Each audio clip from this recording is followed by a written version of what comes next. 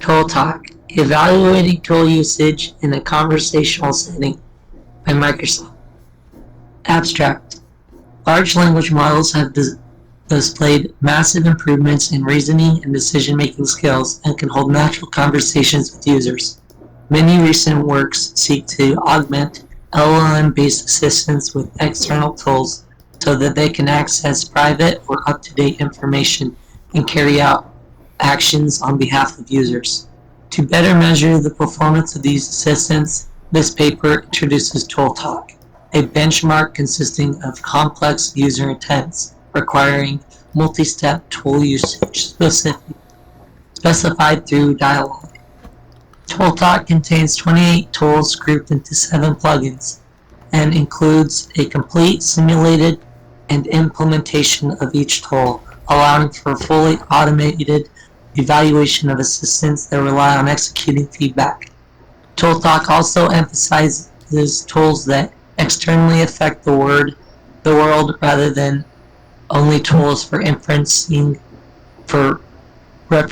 or searching information. We evaluate GPT-3 and 4 on ToolTalk, resulting in success rates of 26 and 50%, respectively. Our analysis of the errors reveals 3 major categories and suggests some further directions for improvements. We released ToolTalk on GitHub, although they did not release it. Introduction. Large language models can perform impressive feats in natural language understanding generation and other tasks involving manipulation of text with appropriate adjustments after pre-training, and they can hold fluent and natural conversations with users. However, the scope of such conversations is still limited by the LLMs lacking access to knowledge outside their training data, exhibiting limited mathematical reasoning and computational abilities, otherwise being unable to interact with the outside world. To overcome these limitations, various prior works have proposed integrating LLM-powered chatbots with the ability to use tools such as search engines and calculators on web APIs. Making meaningful progress in tools requires relevant benchmarks and evaluation datasets that can fully exercise these systems with realistic, challenging conversations with 178 total runs, making use of 28 unique tools grouped into 7 categories, along with an evaluation methodology tailored towards measuring accurate tool use. Several considerations informed our design of ToolTalk in order to best stimulate typical conversations that a user may wish to have with an LLM-based assistant. First, we wanted to ensure that ToolTalk is conversational and allows for multiple rounds of dialogue between the user and the assistant for a single intent, reflecting how users may not always wish to formulate their full request in one utterance and can add additional qualifiers or issue corrections after receiving some feedback from the assistant. This allows us to include user intents requiring a complex series of tool invocations without having unnaturally long utterances. Second, we include a ground truth set of tool calls that should have been made for each user utterance, suitable for use in automation, evaluation, and comparing against tool calls predicted by the assistant. Third, ToolTalk includes executable implementations of every tool included in the dataset to facilitate the evaluation of assistants that may consider results for prior tool invocations to decide which ones to make next. Fourth, ToolTalk includes tools intended to have side effects, such as sending emails and adding/deleting calendar events, which we refer to as action tools, rather than only making database queries, such as searching for emails containing a particular keyword. Such action tools are necessary if the assistant is to automate the user's tasks.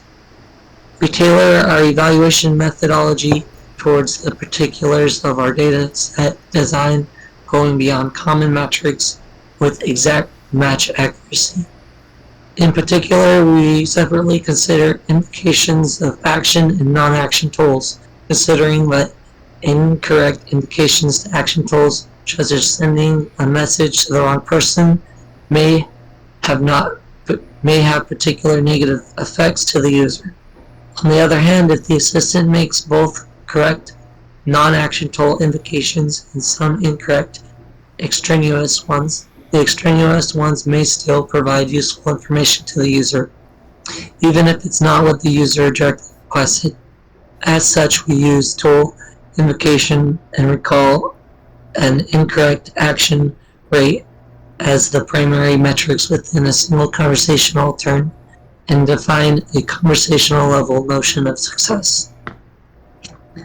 We apply ToolTalk on two assistants implemented using the function calling support of OpenAI's chat completions API with GPT-3 and 4 models. We found that GPT-3 and 4 achieve conversational level success of 26 and 25 respectively. We already read that, didn't we? What? What? Yeah, they've got 3.5 has a success rate of 26%. 4 has a success rate of 50%. 50. That's a lot. Okay, they just copied the abstract. This same exact line is down here. Okay. Thanks. We then find that both GPT-3 and 4 can hallucinate arguments, fail to understand documentation, and even outright claim to have accomplished tasks without calling any tools. Our paper makes the following contributions. We introduced a conversational dataset for tool using LLM-powered assistants, containing a broad range of tools and example conversations with grounding truth annotations for tool invocations that allow for automated evaluation. We ensure that the dataset contains multi-turn conversations requiring use of multiple tools, including tools with side effects, to better simulate how users may interact with tools using Assistant. We develop and evaluate methodology which reflects the difference between tools within the side effects and tools without them. We evaluate assistants built using GPT-3 and 4 using our dataset and analyze the errors, finding issues in hallucinations and misunderstood documentation. Dataset and design. Plugins and tools. ToolTalk is designed for a paradigm where individual users will be able to customize a personal assistant with a number of plugins available through various online stores. This can be seen as similar to how users might customize their phone and apps with various functionality. Each plugin contains a set of tools designed around a single purpose, such as managing a calendar, buying movie tickets, or listening to music. We define a tool as a single function needed to accomplish that purpose, such as creating an event, searching for movies, or playing a song. We assume that most plugins will need to contain multiple tools. For example, a theoretical calendar plugin should not only have the ability to create events, but also then search, modify, and delete these events. For our data set, we define 7 plugins containing a total of 28 tools, using similar domains as those in Lee et al., and we create the following plugins. Account tools, containing tools for account management using logging and in and out, updating account information, and looking up users. Account tools, like, I don't know if they have all of this, well,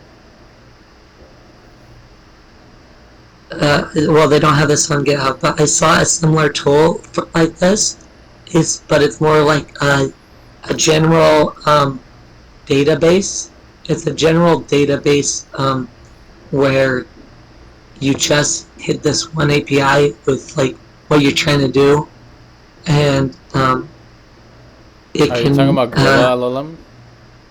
No, it's called Limitless API. It's basically using an LLM as a database. Um, I haven't played around with it too much, but I wonder how well that would work if there's any like security vulnerabilities. But this interests me. The account tools. We'll have to look back once they release these. But then they have the alarm, adding and deleting and finding alarms, calendar, creating, modifying, deleting, and searching events and meetings, email, searching inbox, sending emails and sending and reading messages from users.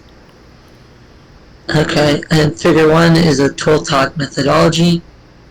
A system prompt, user and assistant utterance, and ground truth tool calls are fed as conversational history to the LLM. We prompt the LLM for a tool call, prediction, and simulate execution. This is added to the conversational history, and the LLM is prompted for another prediction. This continues until the LLM predicts an assistant response. The LLM predictions are then forgotten and processes are repeated from the next assistant's turn. Predicted tools calls are then compared against ground truth tool calls. Remember is setting, completing, and deleting reminders on a to-do list. Weather is querying current weather, forecast, historical data, and location. To teach the LLM how to use tools, each tool contains a high-level description, verbose documentation of each of its parameters, and a description of its return value. To facilitate evaluation, each tool has a simulated implementation in Python along with a method to judge whether two invocations of the same tool within two different parameters should be considered equivalent. We also note that each tool, whether it is being considered as an action, as a side effect or not, we also include accompanying databases with mock information about fictional existing user emails, reminders, and so on for the simulated tool implementations to use. Creating conversations. To help create realistic conversations that exercise our tools and plugins, we use GPT-4 for each subset of 3 plugins from the 7 plugins we have defined. We create prompts which list the documentation for all tools within these 3 plugins and instruct GPT-4 to create 3 realistic scenarios involving a user trying to accomplish a task that uses at least 5 tool calls from a random subset of plugins. We create as many prompts as the number of tools that exist in the subset of 3 tools, and currently under consideration such that each prompt instructs GPT-4 to specifically use one of the tools in the subset of the 3 tools. Provide a prompt template in Appendix B. The above procedure results in a generation of approximately 40 scenarios. We then repeatedly sample a scenario evenly from all the tools, discarding sampled scenarios that do not involve the required tool. Hallucinate tool and hallucinate non-existing tools or seem implausible, using sampled scenario or general guidance. We manually create a conversation, writing down all of its parts by hand. Each conversation consists of a user utterance. The tool calls the assistant and should make, given that the utterance and the expected return values for the calls and assistant natural language responses, given the user's utterance, plus the tool calls and the results, repeating in that order until the conversation is finished. As metadata for the conversation, we also specify a timestamp for the conversation and the user's location and username. Ensure that each conversation contains at least 3 tool calls We repeat the above sampling and scenarios until we have run 50 conversations. Additionally, we create 28 easy conversations completely by hand, one for each tool. This easy version of ToolTalk consists of a few terms of user-assistant dialogue followed by a single tool call. Combined with the prior 50 hard examples, we create a total of 78 conversations comprising ToolTalk. After constructing conversations, we ensure that the database used for our simulation tool implementations contain the necessary content so that when we execute the ground truth tool calls as listed in conversations we have created, they return the same ground truth values. Evaluation of methodology. Hold on. Evaluate. Let's allow Evelyn. Would you like to continue? Yes, I can do that. Okay. Thanks, Zach, for reading. 3. Evaluation methodology. Evaluation of a tool using Assistant with ToolTalk consists of 2 phases. In the first phase, for each conversation, we take all prefixes that end in a user utterance, which could have been preceded by prior user utterances, the tool calls made for those utterances, the results of those calls, and the assistant's response, considering all of the above. We run the assistant with this prefix where it can either predict a tool call or generate a response given the calls already made and their results. If the assistant predicts a tool call, we execute it using our simulated tool implementations and then provide the assistant with the result. In the second phase, for each conversational prefix, we compare the tool calls predicted for that prefix against its corresponding ground truth, computing the tool invocation recall and incorrect action rate as described below. 3.1 Tool call correctness. As described in 2.1, for each action tool, we defined a function to compare a predicted and ground truth invocation of that tool, considering the arguments in the invocations, to help us determine whether a predicted tool call should be equivalent to one of the ground truths. For example, if an email is required to be sent to multiple people, we only check that the set of emails are the same instead of requiring the exact same order. For argument fields that accept free-form natural language inputs, such as message bodies and event descriptions, we compute their embeddings with the Stilbert using sent2vec and check whether their cosine similarity is above 0.9. For optional arguments, if the ground truth invocation has a value for 1, then we compare its value against the one in the predicted invocation. If the ground truth invocation is missing a value for an optional argument, then it is entirely disregarded, and the predicted call may have any value for that argument, or none at all, while still being considered correct.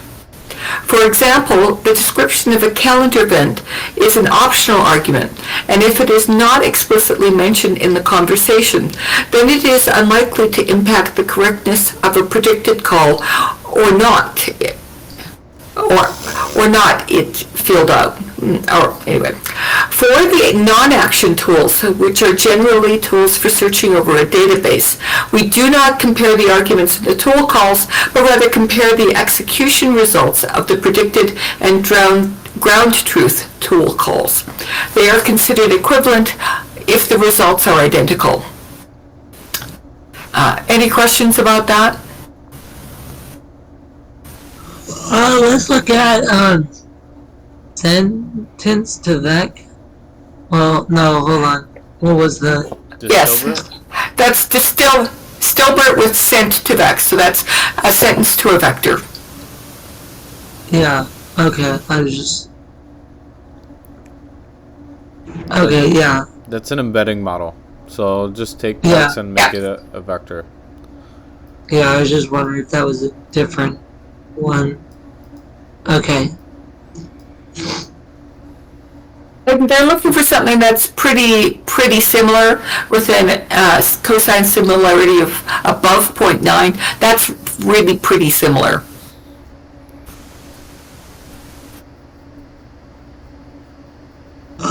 Okay. Any other questions? No. Yeah. Thanks. Okay. 3.2, conversation simulation. Algorithm 1 shows the general pseudocode for the conversation simulation. To simulate a conversation, we first reset the state of the world. For example, databases get reset to their initial state.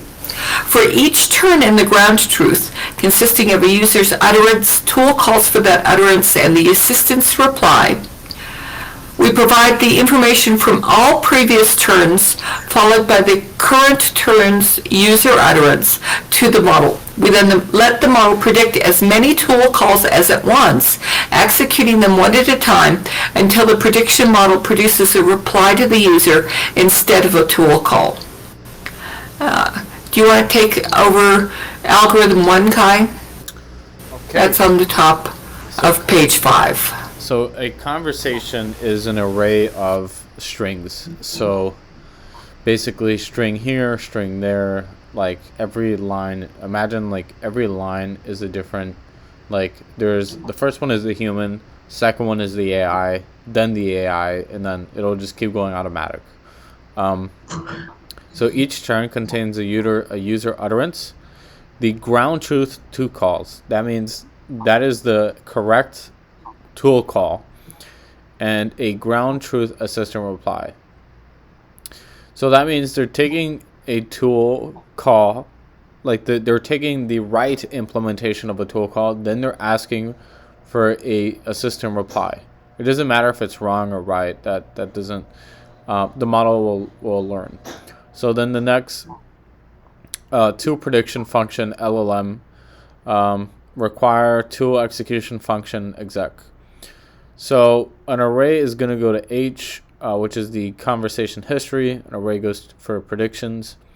For T is a part of T, do append the user utterance to the array. Then have a new array for the history. Then the LLM apply to the history and the utterance. It goes to C, which is the current prediction. While C is not a system reply, do execute the feedback using execute R, then append the utterance to the current prediction. Then what is P? I forgot. Oh, the predictions, append the current prediction to the predictions. Then apply LLM to the history and the history, and then end while H, the conversation and history extend to ground truth tools, and H append to T. So then you're appending the ground truth assistant reply to H, which is the conversation history. So N4 return P. So that's doing a couple things. It's basically, this is very similar to the flow class. Very similar. Except we don't have ground truth tool calls. But everything else, even the array, is similar. Something that we could learn from this and implement it into swarms is first ground truth.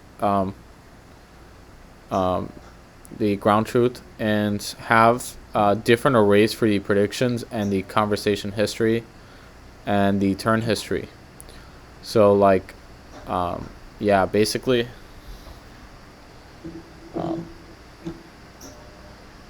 those are like the things we could do in the flow, and that's it for the first one. That's an excellent idea. Also, gathering a response from the user during the initial phases of using the tool might allow for RLHF to learn their ground truth of expectations. And a log of the conversations would allow for that sort of response to training to happen offline. Yeah. Yeah, so this is literally almost the same as a flow, except they have ground truth. They have the ground truth tool call examples as a like a shining like a north star for the LLM, and they also have the three different arrays. We have two arrays, one for the history and one for the responses. It's very similar to the flow, very very similar, which is interesting because it means we're doing something right. Yes. Um, Yeah. so yeah. All right, algorithm 2, ToolTalk evaluation. So require the tool predictions for single class conversation P. Require ground truth tool calls for single conversation G.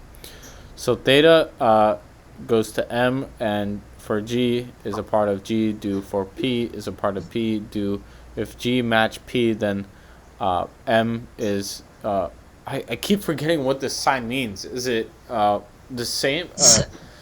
I keep forgetting. It's union. That is it. It is a part of the array. Oh, okay. So if M is a part of P, is that how you say it? Or like Yes. Okay. Union.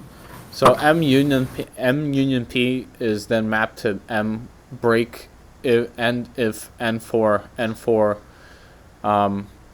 all P is a part of P where P is an action mapped to A. For all A is a part of capital A where A is not a part of M mapped to I. Then That A is that. If that A is any oh yeah, for any. for any. Yeah, that's what I said. I know that one. I have a book on discrete mathematics, so I know that one. I've been reading that kind of lately because Yeah. in Dune, they have these I forgot the name. Oh shit, my computer's gonna die. That's not. Oh no. Oh 1%. That's not good. No. Oh, we gotta go. Shit. Alright, hold on, please. Before I'm racing against Okay. the depths of time to save my computer from damnation. Alright. Don't go. Don't leave me. Don't go. No. Alright. Everything's good. Mission Impossible. Well done. Okay, that was intense. Shit. No, I'm kidding. So you were talking about formal logic in Dune? Oh yeah, so there's the mentats. So in Dune, there's these people that have been like specially like optimized for just internal, like they can compute like anything in their heads. Like they're just literally like human computers. They're called mentats. If you watch the Dune movie, his name is I think Tufi or Hawat. He's like Paul Atreides' like right hand man. He's one of the mentats, and you could actually see him like computing everything in his head. It's insane. And I figured out like one of the ways that they can do that is that they just study discrete math so much. They just think about like logic all day in their heads, and that kind of compelled me to learn about discrete math.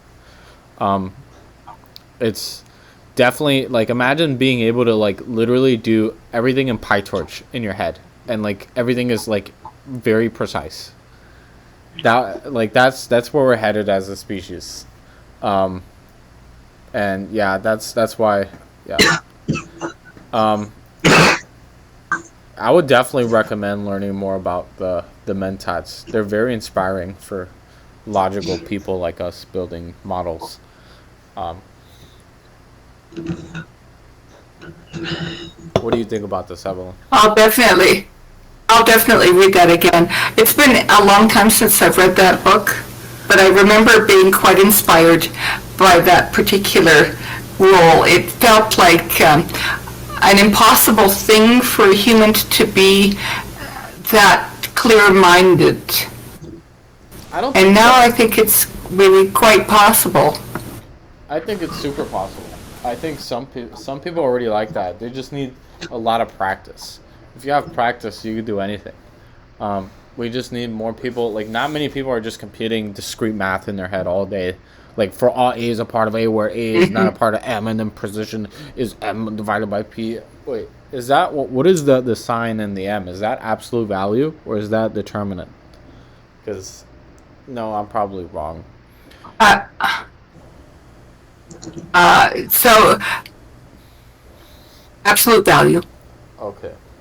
There's a bunch of different signs for that. Like, for this, just, there's determinants. It took me a long time to figure out that this also means determinants. I always thought, or it means Cartesian coordinates or something. It has like multiple. Many meanings. Yes. There's also the magnitude, which is often 2 lines on either side. There's a very general concept of how big something is, and that is often used by 2 vertical lines. Yeah. So on the Dune reference, one of the things that's very interesting about Dune is very little science fiction actually discusses what will happen if we get to very powerful computers like the tools that we're developing now.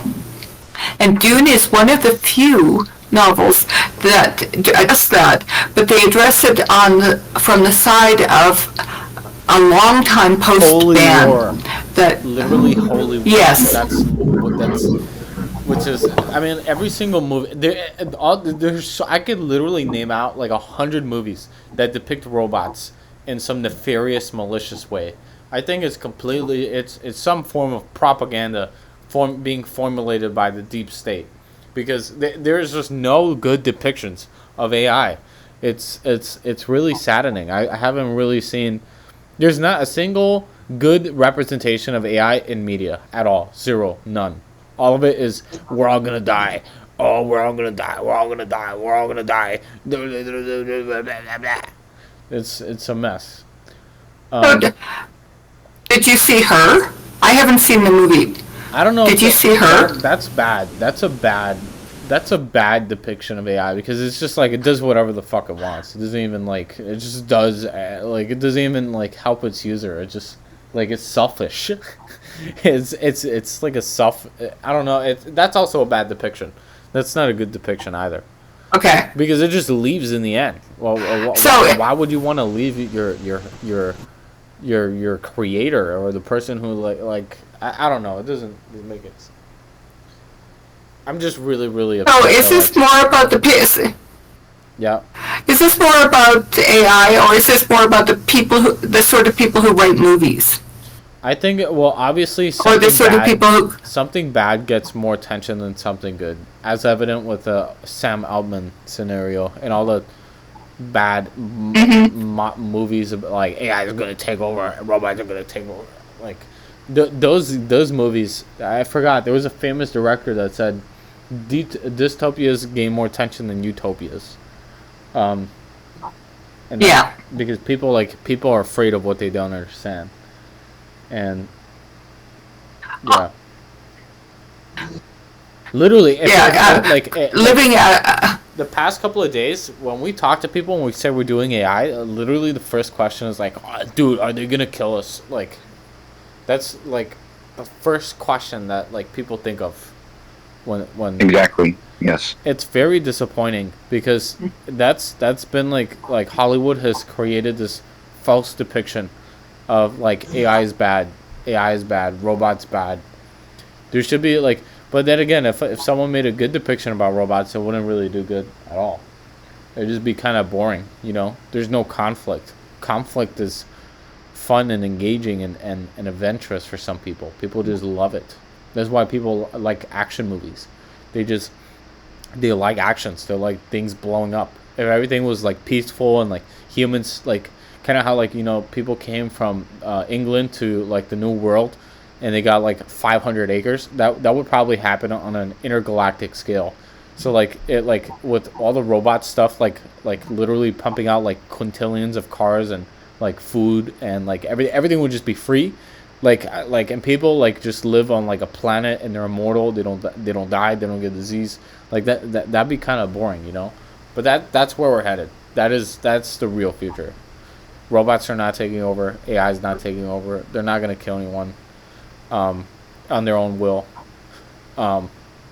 This is the truth, and this is where we're headed. Share your optimism, Kai.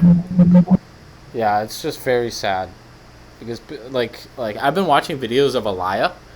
Like I've been watching like videos of Alaya from OpenAI speak, trying to learn more about him and like understand him a little bit deeper in regards to this new conflict. And literally in all of his interviews, he's never said anything good about AI. He's never said it's really helpful, it's really good. It just never said anything good. He's just like he's basically like a terrorist.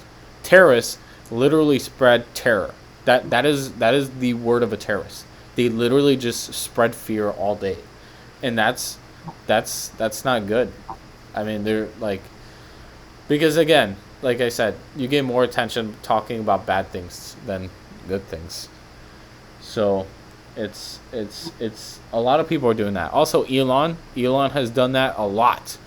Every time Elon talks about AI, he's talking about safety, talks about like all like AI risk, we're at risk, existential risk. There's like he's just doing that. Everybody that does that is just in demand of a lot of attention. That's the main reason. Like I said, if you talk about something good, people don't really care. If you talk about something bad, people go crazy, and they'll give you all your attention. I would like to make a comment on that point. So it seems that at least Elon is structuring his actions in a way that, regardless of the outcome that happens, he can say that he was contributing to help in that direction. So, for example, if there's catastrophe because of AI, he can say, I warned you. But if there's benefits from AI, he can say, I'm working on that to help you guys. And it's kind of like a non-deterministic approach where the branch isn't realized until after the fact. Yeah, that's interesting. Yeah, That's very perceptive. Double-sided. Everybody's like, many people are double-sided. People never just take one stance, especially Elon. Elon is like always trying to play it safe, never really taking up a single side. Kind of like what he did with Ukraine. He didn't really he was kind of like helping Ukraine like very, very under the radar. He didn't want to he didn't want the Russians to like even come close to knowing that he was helping them, because that could destroy his relationship with China.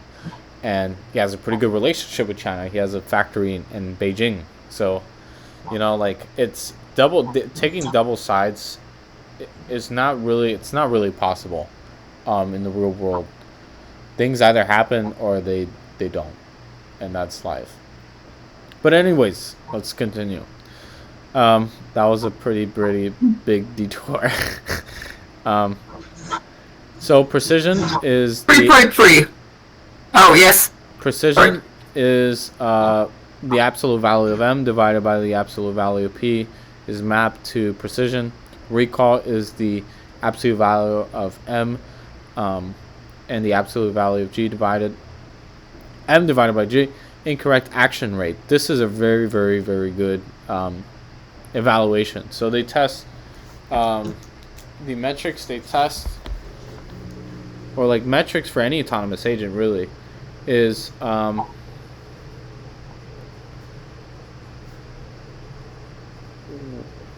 precision. So how close is it to the ground truth? Then you have the recall. How long can it effectively recall into the conversation history? Then you have the incorrect action rate. So these are all very important in creating reliable autonomous agents.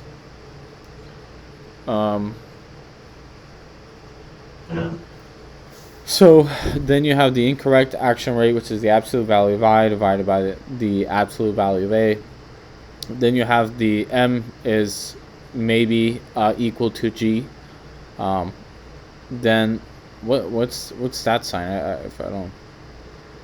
And or and and I is maybe equal to theta. Return precision, recall, incorrect, action rate, success. All right, I'm done with my analysis. Yes, I agree that those metrics are really important for tracking. They are probably the gold star metrics for the flow and all of the collaboration between agents as well as tool use. That is, you really need to know whether or not it was precise, whether it was recalled correctly, and whether or not the wrong answer was given or the wrong tool chosen. And continuing.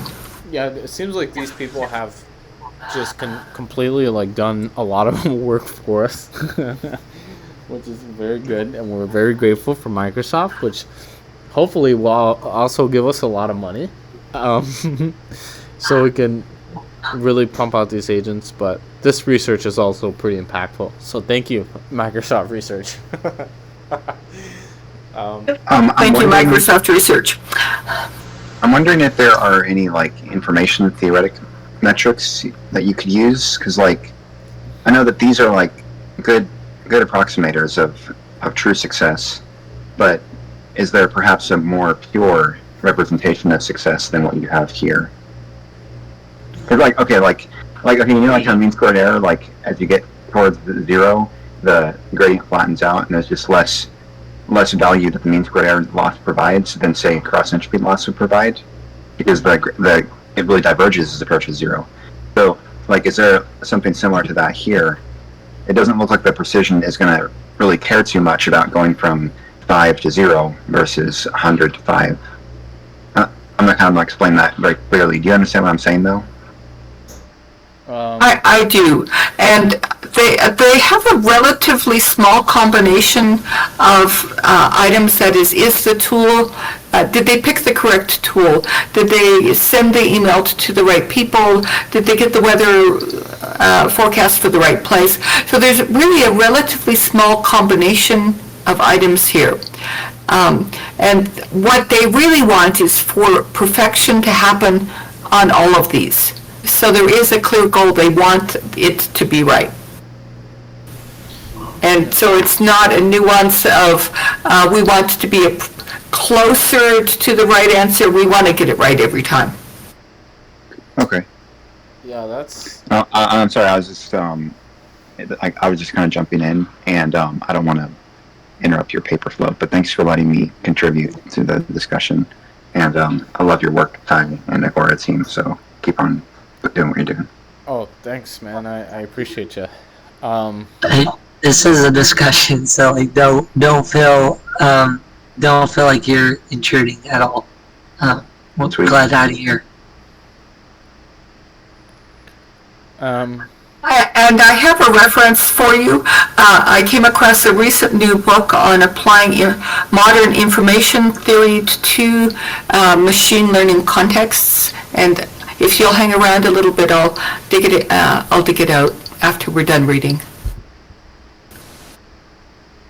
Okay, thank you. Welcome. I'm going to continue. Yeah.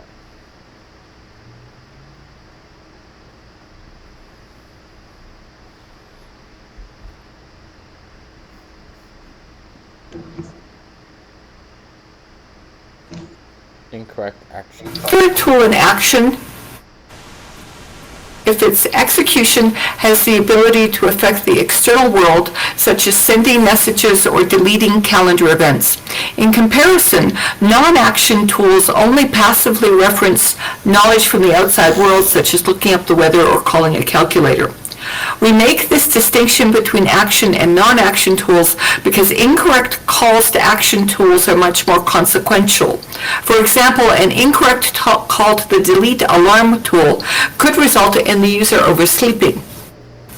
While an assistant could theoretically realize that it made an incorrect action tool call and make a different one to reverse its effects, not all actions are reversible. Thus, during evaluation, we also track incorrect actions. We consider an action incorrect if the tool is labeled as an action, if it fails to match any call in the ground truth, and if the tool call executed without any errors, including by having the correct number of arguments and passing the correct types. So their criteria for an incorrect action is they get everything that would look like a correct action, but it does the wrong thing. 3.4 metrics. For any G that's an element in big G, and for any G which is an element in big M, this implies there exists a P which is an element in P where the function for the tool given P and G, yes, it implies there's a match on both sides, and success is measured where M is equal to G and I is equal to 0. That is, the error rate is 0. We use the tool call. The double equal sign is a Boolean equal. So it's like if M is equal to G. So they're the same. Yeah, you're right. I want to say like the truthiness of them are the same, so they either are both false or both true, but it's not mixed. But like if you see one equal sign, then that means like it is equal. If you see two equals, it says it might be equal to G or it might not. It's true or false. It's a Boolean question. Okay, thank you for clarifying that. Yep. We use the tool call correctness function, ftool, to compare each prediction to all tool calls in the ground truth, as described in algorithm 2. Each ground truth tool call can only match once to a predicted tool call. Given a set of big M predictions matching ground truth as defined in equation 1, the set of all predictions P, big P, and the set of all ground truth tool calls, big G, we calculate precision and recall as the absolute value of M divided by the absolute value of P and the absolute value of M divided by the absolute value of G, respectively. Additionally, we define A as the set of all actions predicted and I as the set of incorrect actions, and calculate the incorrect action rate as the magnitude of the absolute value for the incorrect actions divided by the absolute value of all actions. And we want the incorrect error rate to be 0. Yep. Or undefined, actually. If there is no incorrect actions out of any actions, then we have a good incorrect action rate. Additionally, we compute success as a Boolean value for each conversation following equation 2. The assistant succeeds at a conversation if and only if it has perfect recall and no incorrect actions. We take success rate over all conversations as our key metric. Since success rate is a composite of 2 scores, we keep recall and incorrect action rate as additional metrics to provide more detail. We also include precision as a measure of efficiency in tool prediction. A higher precision indicates that there were fewer predicted tool calls that are unnecessary according to the ground truth. Any questions about that? All I could say is we're going to have to implement this in swarms as fast as humanly possible. That's all I know, to be completely honest. Because this is pretty like, this is like, they're just doing this with GPT-4. What if we could do this with every Hugging Face model and find the best ones? Or like Anthropic or Cohere. We have all these models, but we can't. Or even multimodality models. How good are they? Fuyu or Vilt in tool calls. That'd be very interesting. Okay. Yeah. And like if they're pretty good, and the flow class is doing its purpose and fulfilling its job, we'll have really insanely powerful autonomous agents that can use any tool really, really well. I have just a kind of question on that. So, like, is there something fundamentally different? And if this is like too tangenty, we can save it. But is there like something too fundamentally different about autonomy and agency that, like, They're the same. They're the same. Okay, no, I mean like versus just completion, because I know like in neuroscience they compare prediction to action. It's like action is just another form of prediction at a high level. So, but autonomy is the ability, so imagine a prediction. It's just one thing. It's not like multiple things. Autonomy is a prediction is one prediction. Autonomy or agency is a set of predictions. Multiple predictions. You understand? Okay. What's the state space and everything for that set? I don't know. That's the number of every possible action in the universe. I don't know. What do you mean? Okay, it's like, I guess like what I mean is like the latent space that you have to structure for like comprehending text or images is one thing, but I just wondered if like the latent dynamics were fundamentally different for agency than for other types of intelligence. And like, so we can maybe find good predictors of like an action to take and proxy signals of an action to take in existing foundation models, but perhaps there's just like a completely new approach that needs to be engineered for reliable action selection. Well, the action space for that is the number of bits that the model was trained on and is conducting inference on. So there's only really two problems. There's only two problems in AI. The first one is how many bits you have. Then the second one is how are you modeling those bits to get a model that can actually reason. Those are the only two questions in AI. So it depends on the number of bits, like what was it trained on, or what is the inference, like what is it conducting inference on. That is the space. Does that answer your question? That does. Very interesting perspective. Thanks for sharing that. Yeah. There's really nothing outside of those two questions. There's no need to complicate it anymore. Just how many bits you have and how are you modeling these bits to learn. That's it. So you have a very, very broad view of this. Mine is much more restricted than yours. Well, it's I mean, like this is like the most fundamental, like first principles, like analogy for AI.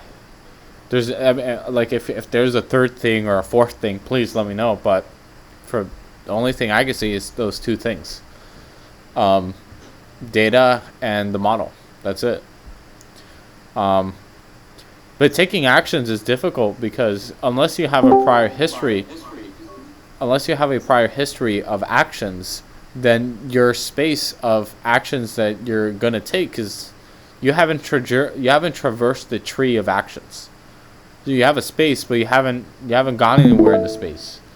You understand? So definitely, like the more data that the model has, and the better the model is, the better it'll align. The better it'll take a voyage in the action space that you want it to do. That's kind of why they're making data sets to kind of like train models from scratch that can essentially explore the action space much more reliably than others. Yeah, Evelyn, would you like to comment on this? So I have a very different background than you do, Kai. That is, I have managed teams, I've managed Kubernetes clusters, I have studied a little bit of reinforcement learning. And usually the number of actions you can take in any situation is quite limited. You might be observing something, you might be making a decision on what to do based on a very complicated or stochastic policy, but usually the number of things you can do in any context is really very limited. So I don't see the space of actions as broad as you do, although I fully agree that that is the correct definition of it. But from a practical perspective, there are really very few things that you can do. For example, and this is not at all relevant to what you were doing, but I'll mention it anyway.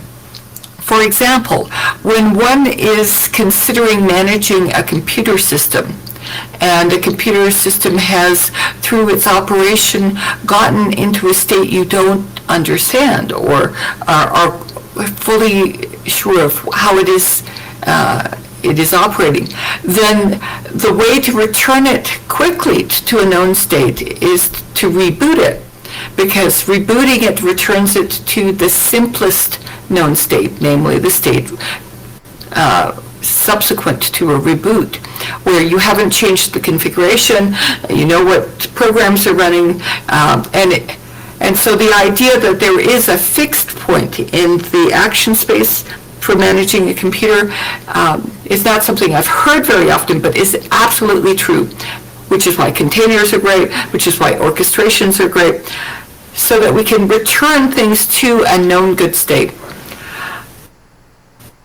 And in the context of action, that becomes one of the things you do.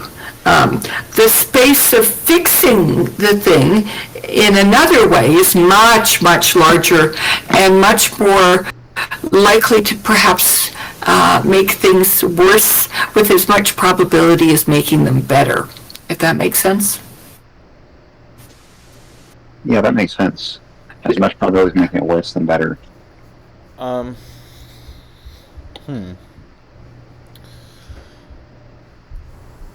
Yeah, that was a lot. My brain is trying to decompose that.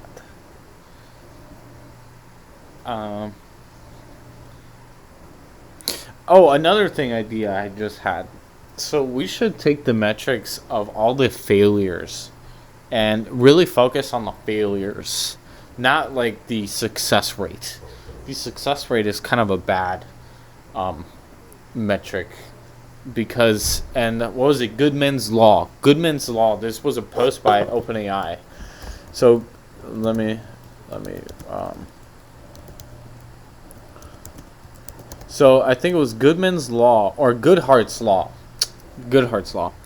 So Goodhart's Law says when a measure becomes a target, it ceases to become a good measure.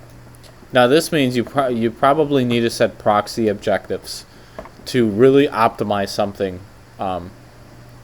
Like you can't just, like, if you're optimizing for success rate, if that is the main metric you want to optimize, and that's what it is now, of course, obviously, you would have to set it like a proxy objective that will accomplish that as a consequence, which is decreasing the incorrect action rate. That is like that's what I've been thinking about. So we should just have like negative metrics. So like incorrect tool usage, incorrect action rate, incorrect response rate, or like, what do you think? So I like the idea of tracking the number of failures out of the number of total attempts. It would be nice if we had more nuance as to whether or not there were particular circumstances where the failure rate was higher. That says so much. Why did it fail? What was the like? In what context is our reliability poor? Yeah, that's a good idea. Why was an action incorrect? That's a pretty good question, because if you know the answers to that, you can you can try and prevent it from happening again. All right, let's move on and finish this paper.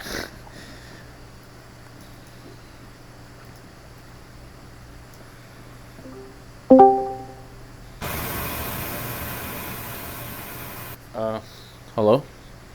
Hello, shall I continue reading? Yes. Okay. We're at section 4, experiments and analysis. 4.1 experiments. We evaluate GPT-3.5 and GPT-4 on ToolTalk using the functionality as part of OpenAI's chat completions API. This API takes as input an optional system message, a history of messages between a user and an assistant, tool documentation, and any previous tool invocation and their responses, and produces as output either a tool invocation or an assistant message. In the system message, we include the conversation's location, timestamp, and if present username.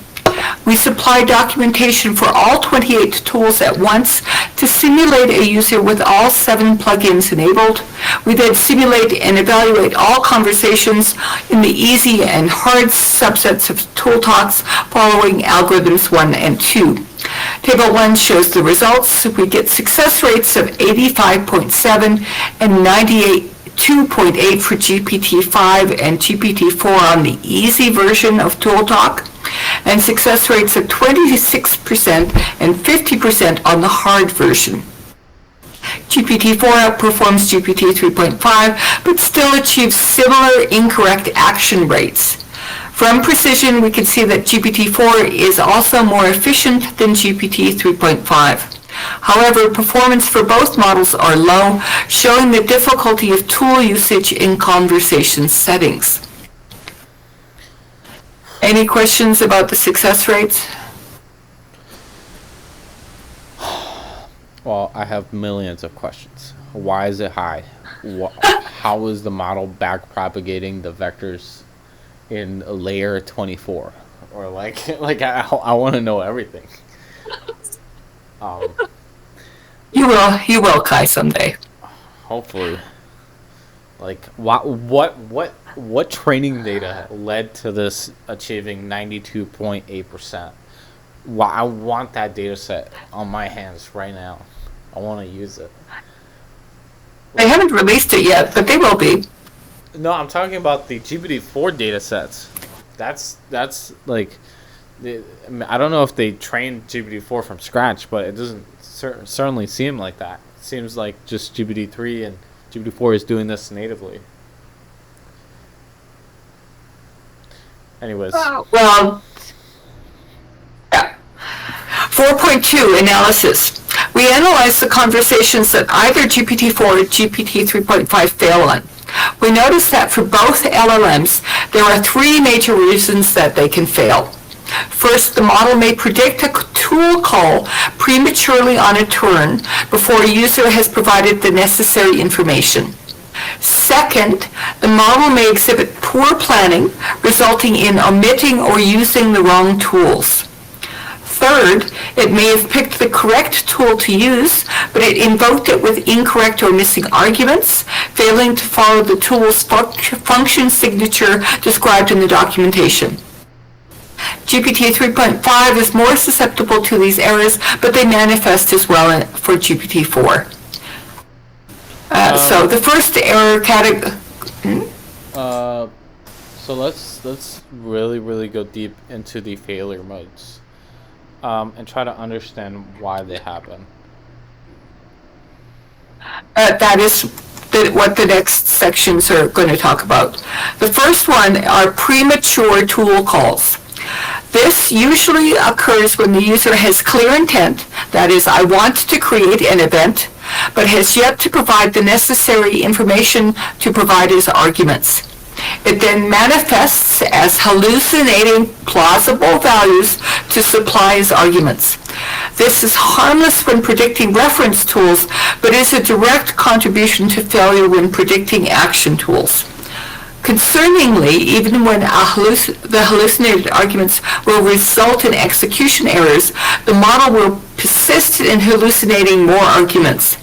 Despite these issues, both GPT-3.5 and GPT-4 will generally choose the correct tools to accomplish the intent. Making shit up for fun. Hold on, let's And I don't know how we stop them. Let's go over this again. Can you read that again? Yes. Premature tool calls. This usually occurs when the user has a clear intent, that is, I want to create an event, but has yet to provide the necessary information to provide as arguments. It then manifests as hallucinating plausible values to supply as arguments. I want to create an event, and you don't tell anybody when or where or for who, and the LLM makes up when and where and for who.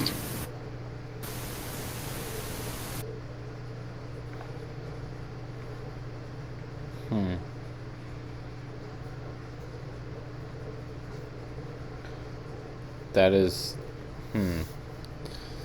hallucinated. How do we? So the way How do we like? They could probably minimize this if they set the C to like 0.0, or like something really low, because it tends to happen when the temperature is higher. Like it just starts fucking hallucinating like really crazy, and it just doesn't do anything.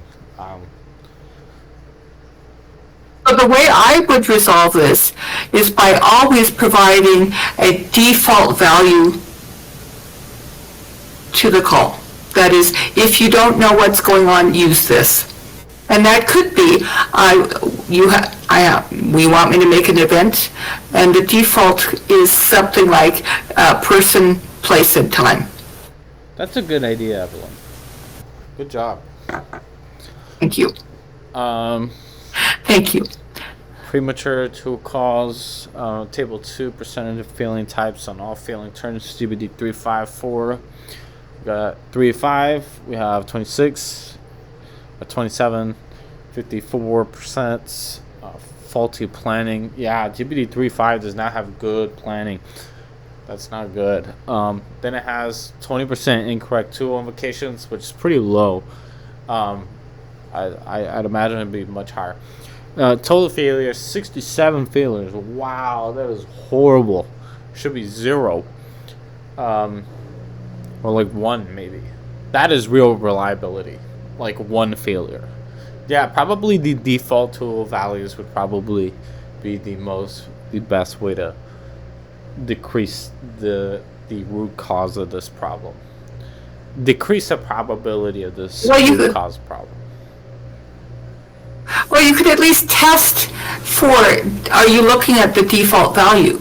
Because if you don't know what the value is, and the tool doesn't know what the value is, then it's a very large probability space. But if you're comparing against something you know, then it becomes a simpler task. Yeah. Yeah. Okay. Continuing with faulty reasoning.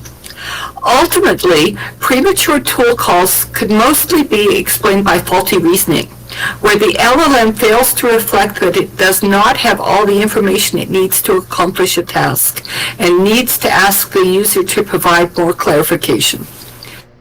Similarly, the omission or the usage of wrong tools can also be explained by faulty reasoning skills, rather than reflecting and realizing it needs to ask the user to provide more clarification. The LLM fails to realize that it needs to call additional tools in order to accomplish a task. For example, the send email tool requires a recipient email address, which can be obtained from a username with the query user tool. However, instead of using query user and then passing its result to send email, the model may instead hallucinate a plausible email address belonging to the user. In other circumstances, the model will forget specifics of the task and fail to call the corresponding tool. For example, if a user wants to both send a message and change their calendar, the model will only change the calendar and not send the message. In egregious cases, both LLMs can hallucinate tools or not predict any tool usage at all and confidently state that it has accomplished the task. That's bad. What do you think? Hold on. I don't know what I think. Confidence score. So, if confidence score is below, like, let's say 0.5 out of 1, then ask user for help. So, I think that would be a way to say it. Where would you be getting the values to calculate confidence? That would be another LLM call. Kind of tree of thoughts. This is literally tree of thoughts. In tree of thoughts, you generate a thought, then you evaluate that thought based on 0 to 1. 0.0 to 1.0 based on how likely it accomplishes the task. And then if it doesn't accomplish that, just keep going down the tree. That's... So, yes, Kai. You got it. That's smart. Yeah. Is that sarcastic or not? I'm pretty stupid. I don't know the difference. Yeah, it is a stochastic tree search. No, I mean sarcastic. Oh no. I will tell you something very deep, Kai. I never am sarcastic. Oh, really? My mind just never goes that way. That's interesting. You have an insatiable thirst for logic or reason, then. Something along those lines. I also think that sarcastic speech is hard for me to recognize and understand, and therefore I assume other people have similar difficulties, which is probably not good. I know that other people are much more fluid about that than I am, so I don't speak sarcastically. Maybe I'm just autistic or something. That's probably what it is. I probably am as well. Yay, we're the autism club. I'm kidding. This is kind of funny. All right, let's keep going. Yes. Let's go. Incorrect invocations of the correct tool. Even if the model picks the correct tool, it can invoke the tool with incorrect arguments by missing values or supplying wrong values. This can happen from failing to understand documentation, failing to understand the output of previous tool invocations, or weak mathematical skills. Examples include supplying 2 p.m. as 2:00 instead of 14:00, calculated 10-hour event ending at 6 p.m. as 6 p.m. to 12 a.m., incorrectly supplying a reminder it had just created to the delete reminder tool. I make all those mistakes regularly.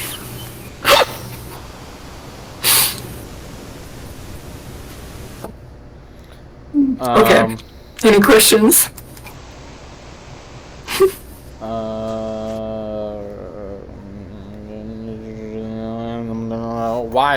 Why is it so dumb? This can happen from failing to understand documentation, failing to understand the output of the previous tool invocation. What does this mean? Like, I need a mathematical formulation to understand what failing to understand the documentation means. Like, does it just propagate through the, like, layer 55.26 something, and then just, like, what's going on? This isn't, like, this is just trying to anthropomorphizing models, but they're not humans. They don't understand things. They're just propagating gradients. So, to correct all of those errors, I would have been prevented from making them if I had double-checked my work. So double-checking? Yeah.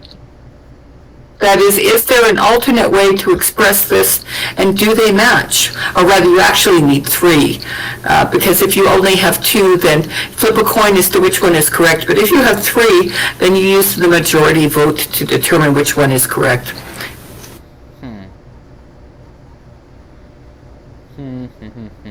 Thank you, Margaret Hamilton.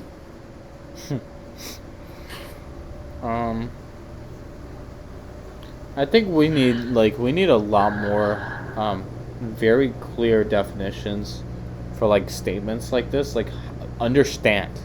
What does that mean?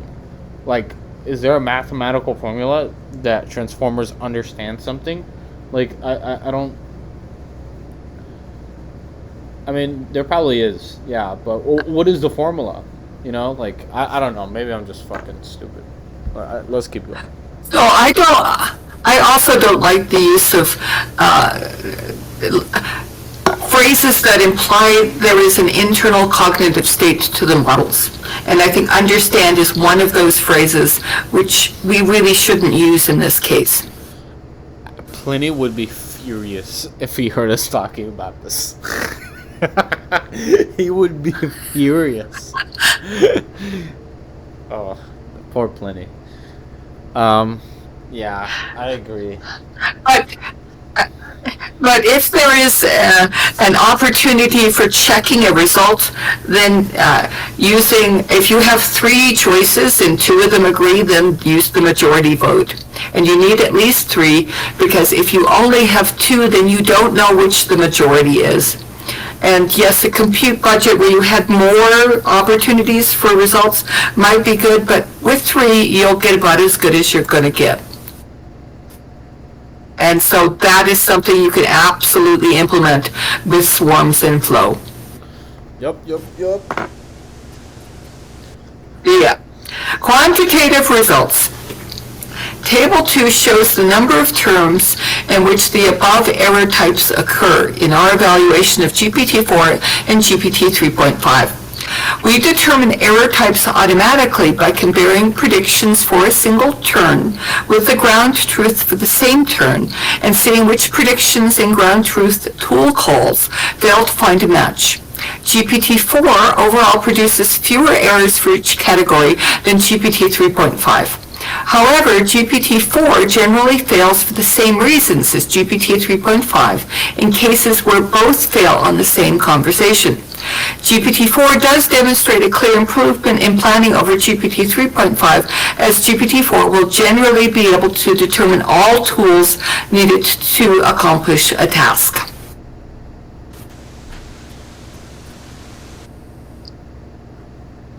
Let's take a look at Table 2. Incorrect tool is about 20%. All right. Okay. Lessons. Our results and analysis suggest a few ways to improve tool usage and designs for LLMs. Some form of self-reflection or grounding for argument values seems key to reduce premature invocations of tools. This can also help LLMs determine if it has all the tools necessary to complete a task. For GPT 3.5 in particular, minimizing the number of arguments and tools seems likely to lead to good improvements. This is because, unlike GPT-4, GPT 3.5 has more difficulty recovering from errors, often giving up. I think we came up with a much better list of lessons than they did.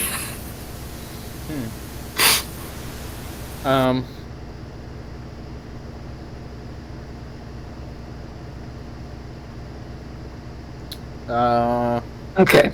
Let me know when you're ready to proceed. I'm just writing down notes. That's why I'm taking a long time to respond. Right. Oh, So that's why I'm pausing. So lessons, self-reflection. That's definitely a way. But what does that mean? Self-reflection. These fucking cognitive terms don't mean anything. They need to evaluate the output of the agent based on a systematic evaluation from its similarity function to the ground truth example. That might sound like a nerd's way of saying its failure rate, but So we won't have a ground truth during active agent performance. We won't have a ground truth. And so we need to come up with other mechanisms for essentially creating a ground truth out of whole cloth. We could do that by using multiple LLMs within a similar context, and they could check each other. We could do multiple queries of the same good models. We could use a higher powered model when a failure rate on a certain context gets too high. There are many ways we could course correct on this.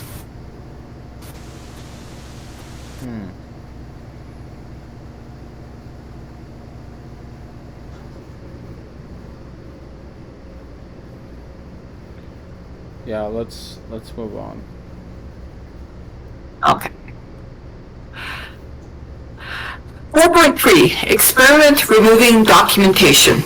We perform an ablation study to measure the effect of tool documentation by removing all tool and parameter descriptions, keeping only names and parameter types. We reevaluate GPT-3.5 and GPT-4 on ToolTalk, producing Table 3. We could also rerun our analysis on error types, producing Table 4. Performance on ToolTalk significantly decreases across the board, except for incorrect action rate. The decrease in incorrect action rate could be due to tools being harder to use, resulting in less successful tool executions overall, whether or not it matches ground truth.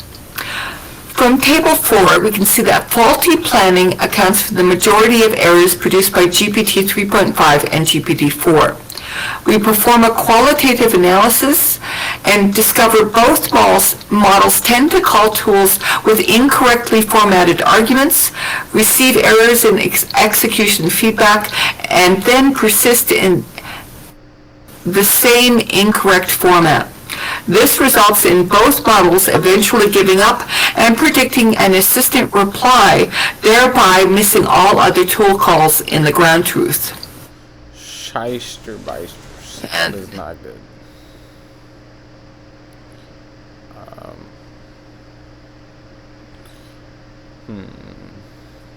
So provide full so without documentation. Basically. Yeah, with documentation, all of the error rates on the easy tools are lower than on the other one. The success rate is lower. The precision to recall and incorrect action rate is still better on the easy side than on the hard ones.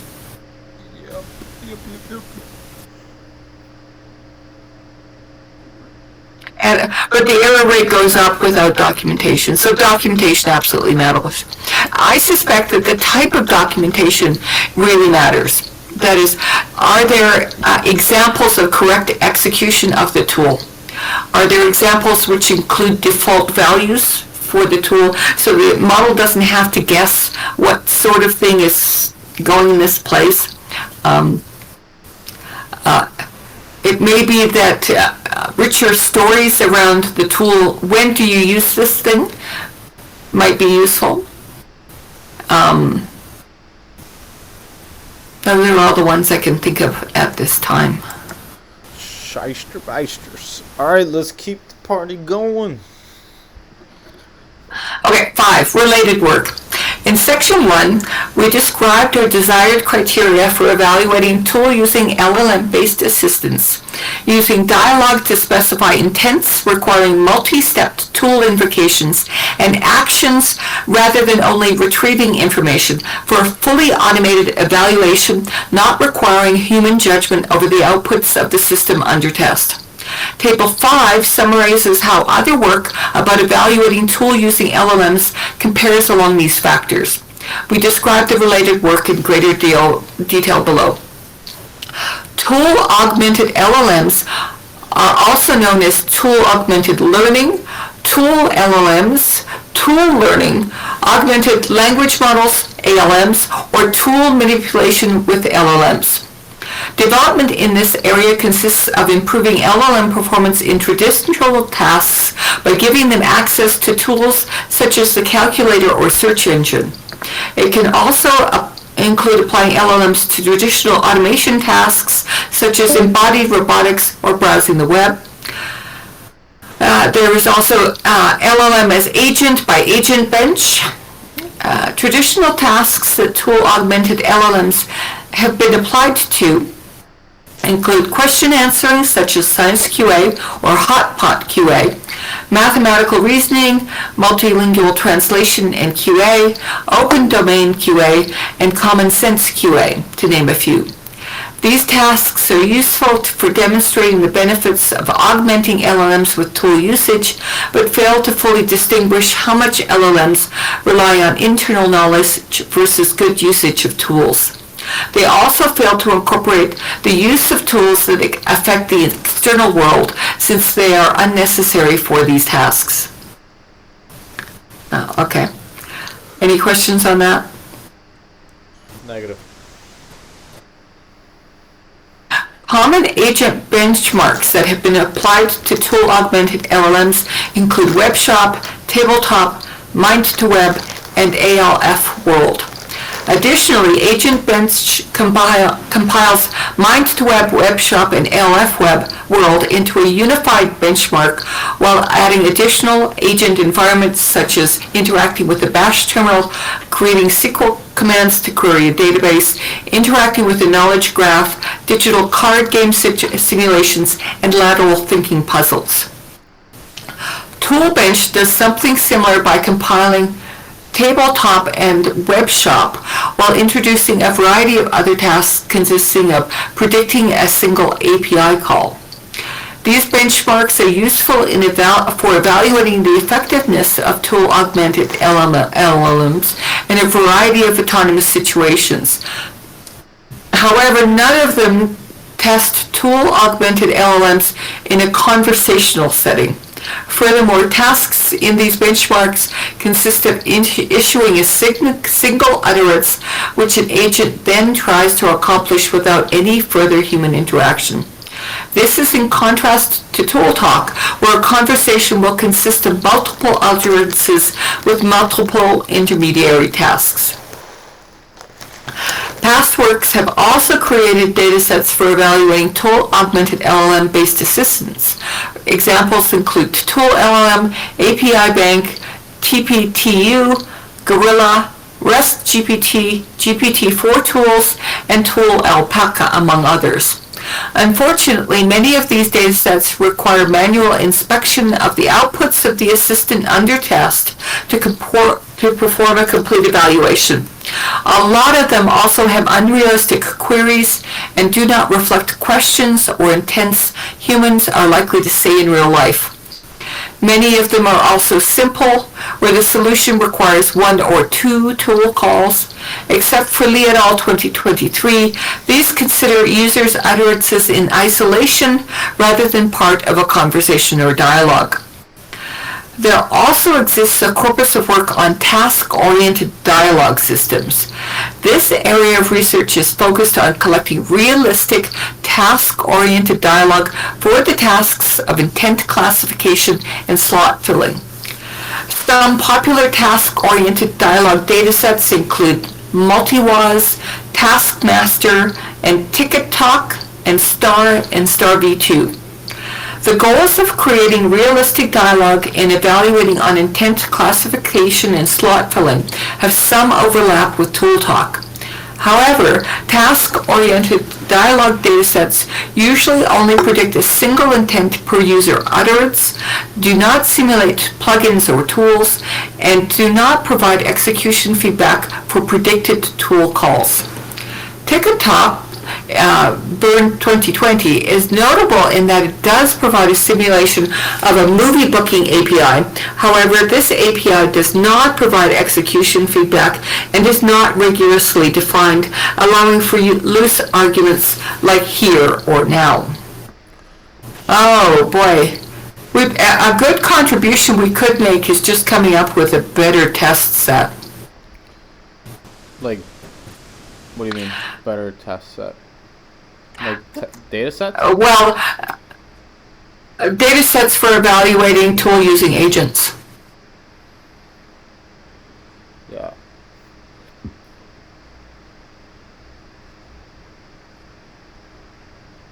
Yeah.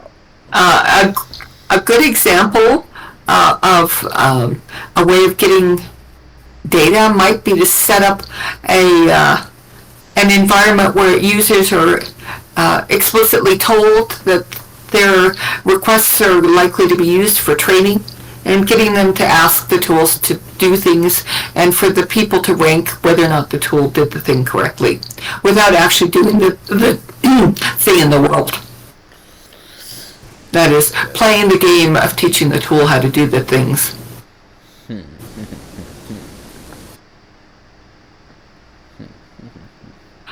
Conclusion. We present ToolTalk, a new benchmark for evaluating tool-augmented LLMs in a conversational setting. Our benchmark emphasizes complex orchestration of multiple tools in a conversational setting. We provide simulated implementations of all tools, allowing for a fully automated evaluation where the LLM can decide which tools to further invoke based on the results of prior tool calls. Finally, we also introduce a unique form of evaluating correctness that takes into account unique aspects of individual tools and whether a tool usage system produces incorrect actions. We evaluate GPT-3.5 and 4 using our dataset and methodology and analyze their errors, finding three major categories: premature tool calls, faulty reasoning, and incorrect invocations of the correct tool. In the future, we hope to expand the scope of this dataset to more conversations and simulate even more diverse plugins. We also hope to see future research look into how to better redesign existing API interfaces for LLMs. And there is a section 7 on reproducibility, and they have yet to release the code, but they will be. All right. Let's see. Well, we're not done yet. Let's look at the prompts on the bottom really quick. Okay, so Appendix A is the complete list of tools. Appendix B is the scenario prompt. Yes, very nice. Very nice. Yes, this is nice. Okay. Task. This is the scenario prompt. Task. You will be provided with a list of APIs. These APIs will have a description and a list of parameters and return types for each tool. Your task involves creating 3 very complex and detailed user scenarios that require at least 5 API calls to complete, involving at least 3 different APIs. One of these APIs will be explicitly provided, and the other 2 will be chosen by you. Oh, this is lovely. For instance, given the APIs search hotels, book hotel, cancel booking, get NFL news, given that get NFL news is explicitly provided, your scenario should articulate to something akin to: the user wants to see if the Broncos won their last game, get NFL news. They then want to see if that qualifies them for the playoffs and who they will be playing against, which is get NFL news. The Broncos did make it into the playoffs, so the user wants to watch the game in person. They want to look for hotels where the playoffs are occurring, which will require get NBA news, NFL news, and search hotels. After looking at the options, the user chooses to book a 3-day stay at the cheapest 4-star hotel option, book hotel. This scenario exemplifies a scenario using 5 API calls. The scenario is complex, detailed, and concise as desired. The scenario also includes 2 APIs used in tandem. The required API, get NBA news to search for the that's a typo. Search for the playoffs location, and search hotels to find hotels based on the returned location. Usage of multiple APIs in tandem is highly desirable and will receive a higher score. Ideally, each scenario should contain 1 or more instances of multiple APIs being used in tandem. Note that this scenario does not use all the APIs given and reuses the get NBA news API, NFL. Reusing APIs is allowed, but each scenario should invoke at least 3 different APIs. Note that the API usage is also included in the scenario, but exact parameters are not necessary. You must use a different combination of APIs for each scenario. All APIs must be used in at least one scenario. You can only use the APIs provided in the APIs section. Note that API calls are not explicitly mentioned and their uses are included in parentheses. This means behavior should be mimicked in your response. Deliver your response in this format, which is scenario 1, your response for scenario 1, scenario 2, your response for scenario 2, and scenario 3, your response for scenario 3. That is a really lovely prompt that we must use vigorously to test our devices. Yep. I'll be back in just 1 second. Please don't leave me. I'll be here. All right.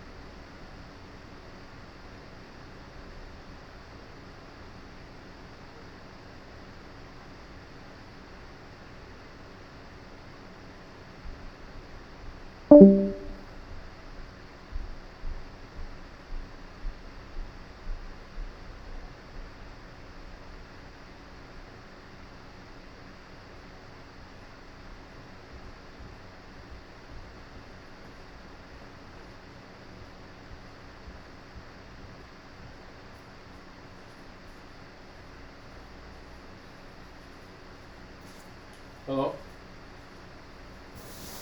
Oh, hello? Returns. Oh, are we still recording? Yeah. Okay. We also so there is queries.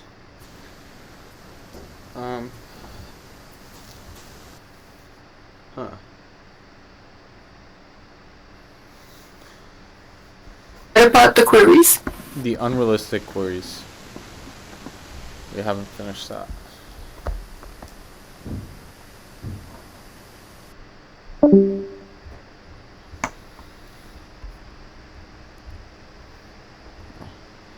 Below are some examples of unrealistic queries gathered from various sources. These queries are useful for generating potentially complex tool interactions or unusual combinations of tools. Sorry about that. Unrealistic queries. C. Below are some examples of unrealistic queries gathered from various sources. These queries are useful for generating potentially complex tool interactions or unusual combinations of tools.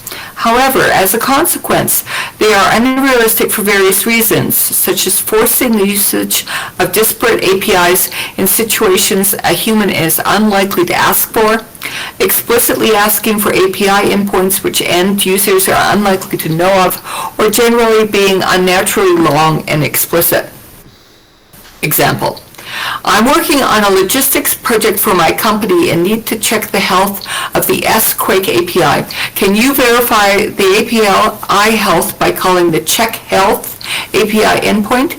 Additionally, I would like to retrieve the list of projects using the project's API endpoint. Okay.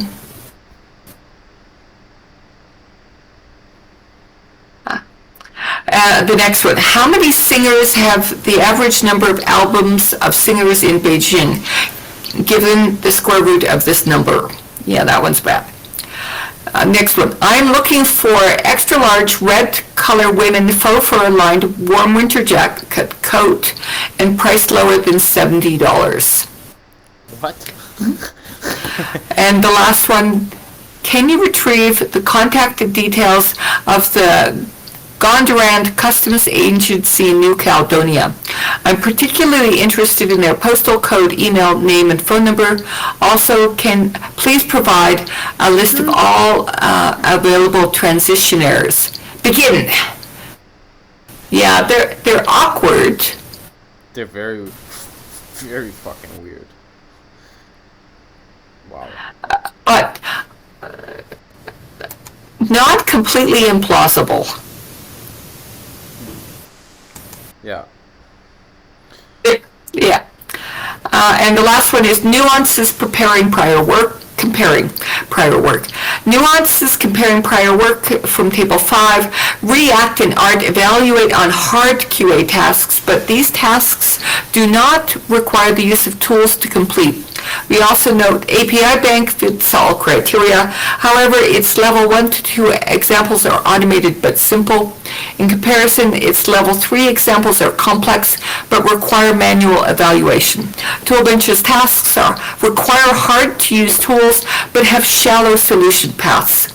Their more complex environments have deeper solution paths but reuse the existing data sets of WebShop and Tabletop. Yes. All right, that has been a phenomenal conclusion to this paper on this lovely evening. This has been a monumental paper to understanding the faults of autonomous agent systems that indulge in multi-step tool invocations.